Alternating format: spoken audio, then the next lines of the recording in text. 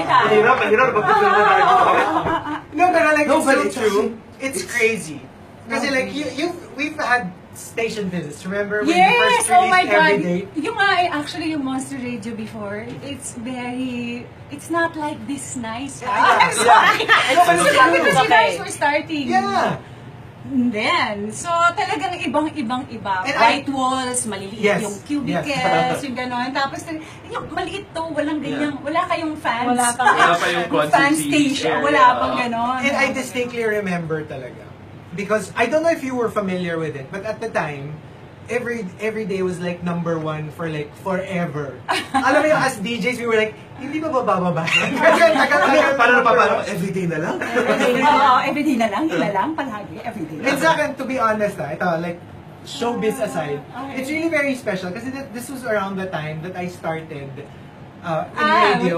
Bago pa ako noon. So you know how like the most popular songs of the era Right. will always be like have a special place in your heart. Kasi talagang, I distinctly remember yan.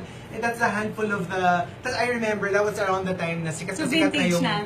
hindi kasi that's the ano eh, yung the advent trend of the bands. Yung mga Right, that time, Eraserheads. it's Heads, After Image, River Maya. River Maya. So, you know, when your song came out, it was really like lumutang Different. siya from everything else because it was so different. And it was, Hindi kasi talaga, promise. and then that song kasi parang I really pushed for that. Diva didn't want to What? Yeah, didn't want to make it because it's masyado siyang mabagal, masyado siyang malungkot. Parang Tapos compared to bakit, everything else that was out during that bakit time. lang daw, gitara lang. Against the kasama, flow talaga. Yung ganon. Acoustic they didn't know. Saka with Pinoys, is there such a thing as masyadong malungkot? Ito na, sasaksakin na kita. Yun yung sabi ng kanta. Tapos Diba? little did they know, no? That, Yeah, that would that happen. Yeah. So, And that was the Such a first single. Huge hit. Diba? Parang it was just crazy. And then like when we had, at saka diba before, now kasi parang it's not as common for like recording artists to do visits. Right. Kasi before, it was really like, and It we was would have it was Abbott 2 here. days. It was mga dami. Siguro per day we have 5 radio stations Yes. that we would visit. Right. It's all in the Ortigas area and then there's one day for a Makati area. Eh tapos, nung pumasok si Agot sa booth, I was like, wait, 90s ba ulit? Kasi ganun-ganun yung itsura niya. Love it. Pero serious, hindi talaga nagbabago. I have to ask you one, are you a morning person by default? Well, I wake up pretty early. Mga 8. Which Yeah. is pretty early. Right, pretty early. Yeah. And that's considering you had, kung what, if that's a free day. Or Yeah, that's a because you free have day. to. Okay. No, that's a free day. But today was medyo exceptionally hard because I finished work at 2. Then I had to Yes, How is that fair? How is that I fair? finished work at 2, and you still look this Look way. like And that. we had a Just good even night's Veloso, sleep. but of course. Yeah, kami, we had the full night's sleep and we look like Ganun this. pa rin eh. 8 hours na kami natulog sa lagay na to. Ang sarap ng tulog namin. Mas mukha kaming puyat sa'yo. That's so true though. So, okay, you're much you're busy like filming your Yeah, teleserye, taping the teleserye ang probinsyano. which is like crazy popular. Yeah, thank you to Coco Martin. He's such a good actor, very generous also with his time, with his talent. So, all of us, like, we love him, and then the family is really like family. And you know, like, we hope like, okay, so we have the entire morning with us. Okay. And we want you to be like parang, like a co-DJ. Alright! Not just a guest. Alright. A co-DJ. Alright. Diba? DJ boy. So we'll do like our usual portions and you join in. Tell us your input, your take. Kasi like our topic for today is, paano papansin kay crush? Oh my God. Ay, Okay. Pero kinailangan mo pa ba to ever? Parang feeling ko hindi Oo na nga. eh. No? Parang default Ay, na papansin siya. Una kang papansin. Meron din akong mga ano. Really? kailangan May gawin. mapasimple move. May hugot ka rin, may hugot. Oo, hugot. Ah, sige, Hugot sige. Isidro nga ang